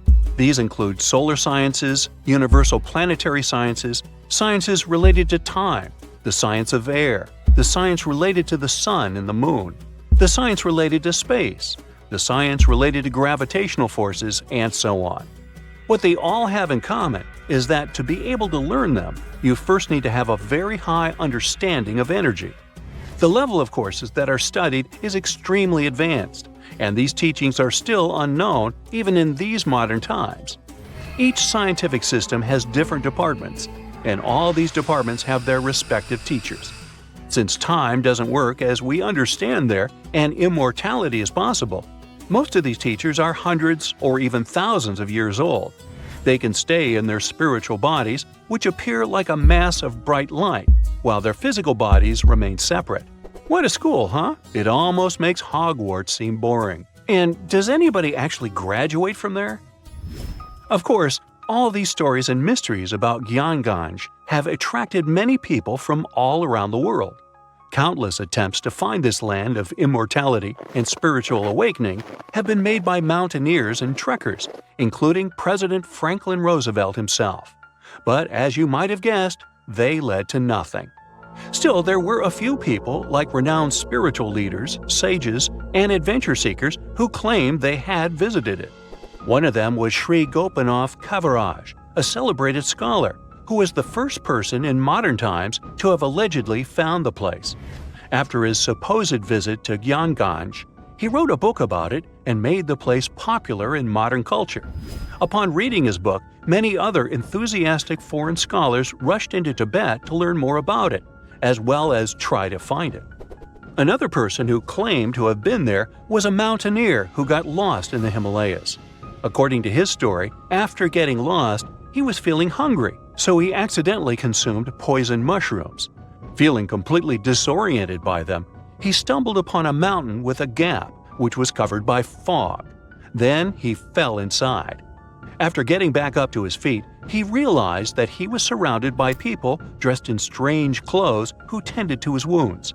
After he was fully healed, they escorted him out of the city.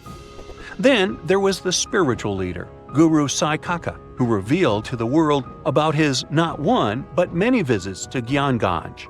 As per his narration, he claimed to go there, seeking spiritual and immortal teachings. He stated that a sage escorted him into the city every time he visited the place. In his stories, he also pointed out that the kingdom exists in a higher dimension. One other so-called visitor to Gyanganj was L.P. Farrell, an English officer, who claimed to have experienced the mystical place in 1942. Even if all these stories and descriptions about Gyanganj are able to give us a vivid picture, it can still be hard for many to keep an open mind about its existence. Yet again, it's not hard to admit that even the idea of such a place, where immortality is possible and truly moral beings are working to protect humanity, is comforting, mind-blowing, and fascinating. Can you tell me what date it is today? Piece of cake. You just look at your smartphone and voila, you immediately know the day, month, and year. But was it always this easy to tell the date? Did the ancient people even have the concept of a year that lasts 365 days? Yes and no. Mayan calendars had cycles. That's close to what we call a year. But the Mayan cycle was much longer, 819 days. And this is where the mystery begins. 819 days compared to what? When does this calendar begin, and when does it end? Scientists were asking themselves this question for decades. They discovered and deciphered the Mayan calendar during the 1940s. Recently, two American scientists, John Linden and Victoria Bricker, came forward with a solution. So, what did they do differently from their predecessors? The duo deciphered the code by broadening their thinking. They expanded the calendar from 819 days to full 45 years. That's 20 times longer than the original cycle. And a pattern started to emerge. This was a major breakthrough because the Maya told time in a complicated way. You can forget about the easy-to-read Arabic numerals we have today. These ancient people used glyphs. These are tiny images that represent characters, something like the icons on your desktop or universal symbols. When you see a little dot with 3 curved lines above it, you know there is a Wi-Fi network available. The Mayan calendar used glyphs that represented animals or natural phenomena. For example, there were symbols for a jaguar and an eagle. Each glyph marked one day. Each cycle is repeated 4 times, 8 and 19 x 4. Let's call these 4 cycles blocks. The Mayas colored each block differently. Scientists thought these colors corresponded to the 4 cardinal directions. Red was east, white, north. West was black, and finally, yellow marked south. But then the 1980s came. Yeah, this was a weird decade. The calculations were all wrong. Researchers determined that the colors were associated with the position of the sun in the sky. It turned out that the color yellow represented the highest point of the sun, which is called a zenith. White was the lowest point, called the nadir. It seems that the calendar showed just how good the ancient Mayas were at astronomy. This is most evident at Chichen Itza. This principal Mayan city is located on the Yucatan Peninsula, Mexico. There stands an impressive step pyramid. It is dedicated to the feathered serpent deity, and its alignment is perfect. Something marvelous happens here twice a year, during the equinoxes, March and September. These are the times when the sun shines directly over the equator. On these two dates, the day and night last the same. At the site of the pyramid, sunlight first illuminates the sculpture of the serpent head at the base of the structure. Then it makes its way up the 91 steps. This creates the illusion that a snake is slithering down the pyramid. Even today, people gather to witness the sight. And it must have been more impressive when the Mayas completed the structure 1050-1300 CE. Do you know what a synodic period is? Neither do I. But Mayan astronomers did. A synodic period is the time that passes before a stellar body does a full lap. For example, this is the period between two full moons. When you look from Earth, this period lasts roughly 30 days.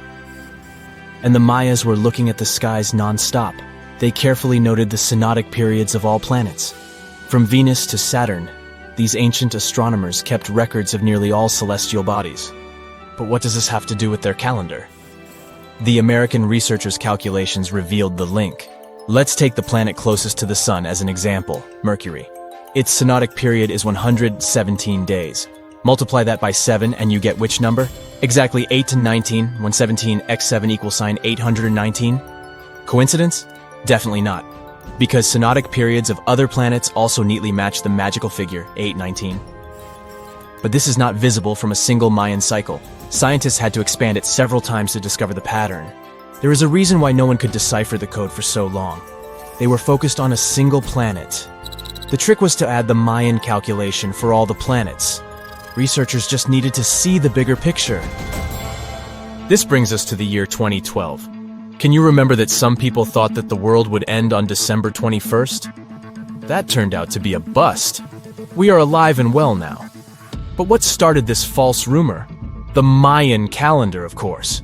You see, these ancient people based their calendar on long periods of all the planets. That included a lot of complicated math and a lot of multiplying. This 2012 was simply the time when their cycle ended. It is known as the long count. This period is the same as our year. For the Mayas, 2012 was something like the 31st of December for us, just an end of a cycle in which they measured time, so there was no need to panic. Those New Year's Eve parties might be a bit wild, but the world doesn't end on January 1st. The Mayas stretched more than their calendar. Rubber was the name of the game. Yes, you've heard it correctly. These ancient people were making different grades of rubber 3,000 years before one famous American did, Charles Goodyear. They would extract natural latex from the rubber tree. This is a milky substance that can be turned into rubber. And they weren't the only ones. Scientists found evidence that their neighbors, the Aztecs and the Olmecs, did the same. But what did they do with rubber? They didn't need car tires, definitely. But it's cool to have a nice pair of sandals for the beach. The Spanish wrote about rubber sole footwear that natives wore. Sadly, scientists still haven't found them. That would be a big step for archaeology. So the Maya were playful with rubber, literally. Researchers guessed that they produced balls from latex. These were bouncy and ranged in size from a softball to a soccer ball. A typical Mayan ball game, pits, involved 2 hoops. You must be thinking basketball, but not quite. The hoops were set on walls, 23 feet high. Compare that to the NBA standard of 10 feet. And the hoop was the other way around. There is also a sweet side to the story of the Mayas. These ancient people enjoyed chocolate. In fact, the modern word chocolate probably comes from their language, Xocolatl. This meant bitter water. Okay, you get the bitter part, but why water? The Mayas didn't produce chocolate in the form we know it today. They didn't make bars of chocolate. They drank it. Smashed cocoa beans made for excellent drinks. The Mayas perfected the mixture over time and even added spices. Anyone up for a fiery chocolate drink with stew peppers and cornmeal? Who knows, maybe this beverage actually tasted well. Cocoa beans were sacred and used as a currency. Researchers believe all social classes got to enjoy it. Free chocolate for all sounds nice even today. But where did the Mayas get clean water for their cocoa drinks? From the oldest known filtration system in the Western Hemisphere. It was based on zeolite. These are minerals that contain aluminum and silicone compounds. And guess what? Modern air and water purifiers still use this material. Mayan tech wins yet again. Back in Europe, Roger Bacon developed a sand filtration system in 1627, some 1,800 years after the Mayas. But what about regions without rivers, lakes, or springs? Mayan engineers had it all figured out. Rainwater. They would carve out large reservoirs in the limestone bedrock. Then, they would coat these underground caves with a layer of a watertight material. The final step was to make small channels that collected water from the hills above. Scientists estimated that just one of these reservoirs could hold on average 10,000 gallons of rainwater, enough to fill 55 modern hot tubs. Researchers have found almost 1,000 previously hidden Maya settlements in the tropical lowlands of what is now northern Guatemala. They did it with LiDAR, light detection and ranging lasers, which they used to scan areas from the air. The region we're talking about is pretty vast. All those structures and buildings they saw over there stretch across about 650 square miles. And these spots were supposedly occupied thousands of years ago. It seems all these structures were pretty densely packed, so people lived close to each other. They had at least 417 ancient villages, towns, and cities where they could identify boundaries. These structures and buildings were actually a part of a state that looked like a kingdom. Some of these settlements were built as sports courts, civic, ceremonial, and religious centers, and residential homes. There were also massive palaces, platforms, dams, pyramids, and causeways across that area. People who lived there also had reservoirs where they collected water. So, they needed the power to organize thousands of specialists and workers. And they also needed many skilled people to build such structures without the technologies we have today. They needed lime producers, architects, mortar and quarry specialists, lithic technicians, those who took care of legal enforcement, and other important roles to establish the true community. This cool laser scanning system researchers used while exploring this area can even penetrate very dense ecosystems and vegetation. The light bounces off different surfaces and then creates a digitally reconstructed map. This map is based on how much time it takes for the pulses to get back to a receiver. So, with this laser system, they discovered there were also lowlands for agriculture. So why exactly did the Mayas settle in this region? It was a specific area. Plus, it was hard to build such an amazing kingdom in a tropical rainforest climate. Back in the old times, ancient peoples had mostly inhabited areas in drier climates. Over there, they would build water resources, which were some sort of the basis of society and a source of life. An example of this is Teotihuacan of Highland Mexico, although they did have a couple of navigable rivers they could use for transport and trade. But these rainforest areas had their advantages too. The Maya used natural resources like limestone, which was their primary building material, salt, and the volcanic rock obsidian, which they used for different tools. Also, they managed to find enough dry land to live and build homes there. The lowlands were seasonal swamps called bajos, and they were perfect for agriculture because of the fertile soil. Generally, the Maya built settlements that could endure rainy periods too. They were ready for different circumstances, including flood and drought, which is something you could see in how they built houses. Their architecture was also one piece of evidence that showed their community was like a centralized kingdom-like state, which shows they stuck together through tough times. The Mayan Empire was very powerful, and it reached its peak about the 6th century CE. They were excellent at pottery, agriculture, writing, mathematics, and calendars. They were the ones who created complex calendar systems, such as the calendar round, which is based on 365 days. Although some believe the Mayan calendar predicted December 21st, 2012 would be the end of the world, it was just a coincidence with the end of a certain full cycle. they would call it the long count calendar, and it lasts 5,125 years. The Mayan people left behind an impressive amount of astonishing architecture and symbolic artwork. Most of their stone cities ended up abandoned by 900 CE. No one still knows why the Mayan civilization in that area collapsed, although there are some theories. Some think that by the 9th century, these people had exhausted the resources around them to the point that they could no longer feed and sustain such a big population. Others believe some city-states didn't get along that well, so they broke down the traditional system of power they used to have. Some say it was all because of a very long period of drought. It could be a combination of all these factors, though. But one Mayan city, located on an island, even survived until the 17th century. It was long after the rest of the Mayan civilizations had been destroyed or abandoned. If you're a traveler, you might know the town by its modern name, Flores. Scientists believe about 2,000 people lived there. The earliest Maya people were farmers. They cultivated crops like beans, squash, corn, and cassava. As they had many interesting ingredients, they created hundreds of cool recipes. Many of those are still present even today. For example, in modern Mexican cooking, and especially popular are papayas, cacao, avocados, squash, pineapples, chili peppers, beans, and so on. Even though the Maya mostly practiced a kind of primitive type of slash-and-burn agriculture, there is also evidence of them using some more advanced farming methods, like terracing and irrigation. And they were big chocolate lovers. More than 3,500 years ago, the Olmecs of Mesoamerica probably turned out to be the first to realize that it takes some work for us to get such a cool thing as chocolate.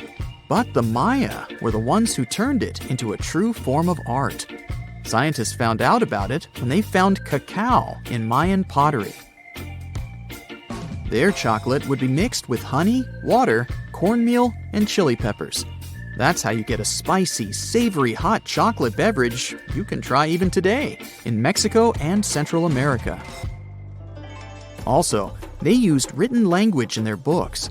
Their paper was made from fig tree bark, and using strips of that paper, they created a large library of books. Books made of this material are called codices, and 4 of these can still be found today. Sadly, many books were lost over time because of the humid climate or some human factors.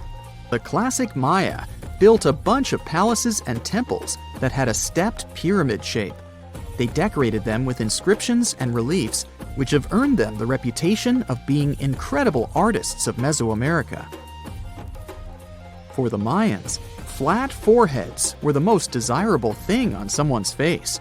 They were generally really into aesthetics, and having a flat forehead was one of the main things where you could meet their highest aesthetic standard. They also liked to glam up their looks with makeup and clothing. Also, the Mayans were master tattoo artists. Actually, they were one of the first civilizations that started doing such forms of body art. They had a rich culture and believed in many things, such as fairies. Many civilizations across the globe believed in these mythical creatures, which had different names everywhere. The Mayans called those creatures aluxes. They would make sculptures of aluxes from wood or clay, take them to the forest, and hide in some secret spots. The Maya believed these sculptures would come to life during the night and take the role of guardians of their land, animals, and crops. The Maya believed caves were entrances that led to the underworld. You can even visit some of these caves if you like. For example, you can explore the jungles of Quintana Roo and Yucatan near Cancun. There are many spots where researchers found artifacts the Mayans had left behind. They were one of the first cultures that learned how to use rubber latex and make, for example, rubber balls for the many interesting games they had. They used natural latex and then probably mixed it with some other natural substances. That's how they came up with the bouncy balls they played with. They also built cool steam baths. The Maya had structures made from stone that looked like something we know today as bathtubs. Plus, they were building heated stone structures we know as sweat houses. Researchers found these in El Salvador and Guatemala, and they were previously hidden under volcanic ash.